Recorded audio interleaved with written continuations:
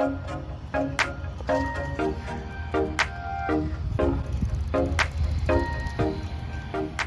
couple of weeks ago I talked about this Schwinn Suburban from 1978, a vintage bike that with a little air in the tires is now back on the road. A little risky because these tires, well, they're definitely old, but this bike is on the road.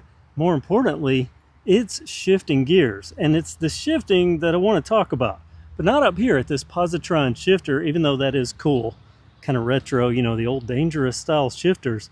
But I want to talk about shifting down here because viewers pointed this out. Now, I knew when I was videoing the bike that there was something unique about this crankset. That just looked, well, non-standard to me. And viewers instantly started commenting and saying that is a front freewheel. Shifting still does happen back here on this rear gearing, but that is not a freewheel. It's not a free hub. It's just gears back there bolted to this rear wheel. But what happens here that's different? You know how it goes. You pedal and then you shift as you're pedaling, and as this wheel is moving forward, you can change gears as it rotates because you're pedaling. A quick cut in and jump to a modern Schwinn with a modern freewheel system. I want you to understand just how different this functions than a front freewheel system so you can understand how special that is. So here is an actual freewheel. This is a ProRush 13 to 42. It's very common to see on a modern Schwinn.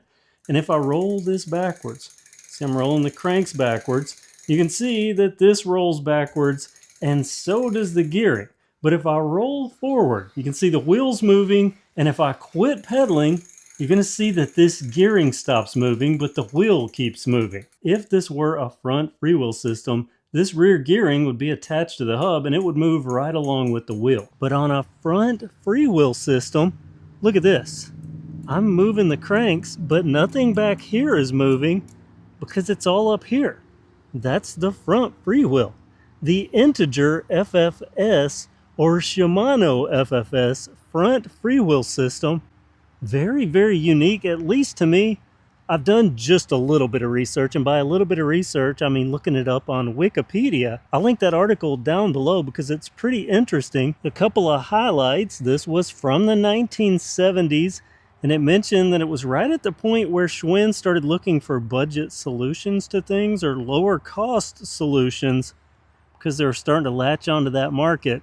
Just a few years after this bike was made, there were some changes that sort of brought us into the world, at least that led up to today, with Schwinn being mostly a big box brand. So again, on a normal bike, you would be pedaling and then you would shift with your shifters. Of course, now, you know, our shifters are all up here. Twist, click, whatever. But this had these. But I knew I could move this before I popped it out of place. And look at that. We've popped it right back into place. And it does shift.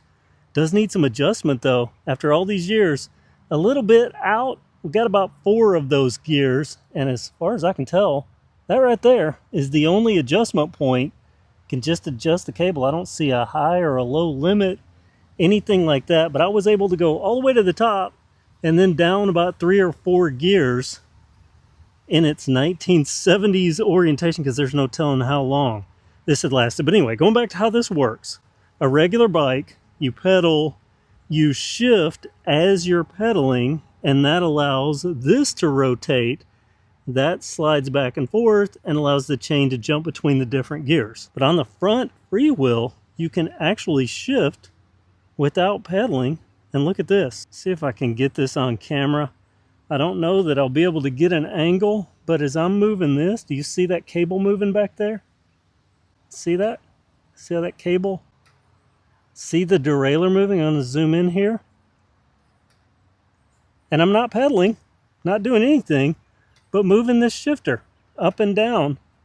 And it's moving that derailleur, that's just a super cool concept to me. I'm amazed it didn't really catch on, or at least hang around longer. Now, it did hang around longer than I thought, because I thought, based on my early reading, that this was only around just a couple of years, but it turns out in variations, maybe not proprietary. I don't know if this one's considered proprietary or not. But in variations, according to Wikipedia, the front freewheel was around as late as 2004. I don't know if it has endured any past that. There was a Honda bike that had it, a trials bike. But this front freewheel, very unique to me. First time I've ever encountered it, and it just seems like a cool idea. But I did read that it was a heavy system. They were trying to reduce cost, and this ended up weighing more than a standard freewheel setup. So already one strike against it there. And Sheldon Brown, if you're into bikes, you're into bike history, you know who Sheldon Brown is. He gave a quote for him, said something like, "This is a solution looking for a problem, otherwise where one might not exist." I added on that last little bit, but I think it fits. Very unique. And I thought I would come back to it because it's worth mentioning. And right there, I said I couldn't figure out what this says. Under here, it says FFS. This is Shimano FFS system. And I guess on the earliest ones, integer freewheel system, it would have said, or something along those lines. But this one clearly says Shimano. I thought this was worthy to come back to and give it another look. It's just so unique. This is, well, it's just kind of that thought that's outside of the box that we've become used to. Is it better? Well, time said not, I guess, or at least the market said not. But it is very unique, being able to shift without having to pedal. Just imagine that in a modern day context, the benefits that would yield, you know, with like a trigger shifter up here and being able to shift without pedaling.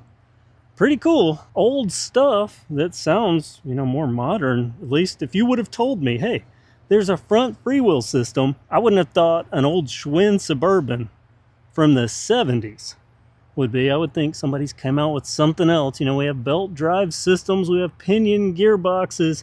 Seems like there's always something. Shaft drive, there's always something that's trying to be better than the old standards, but usually the standards are that way for a reason. What do you think about this? Did you know this existed? Are you one of the ones that spotted it when I talked about this Schwinn Suburban 1978 tech? Fancy stuff back then, fancy stuff today, thanks to its uniqueness. Comment below. Thanks for watching, and have a great day.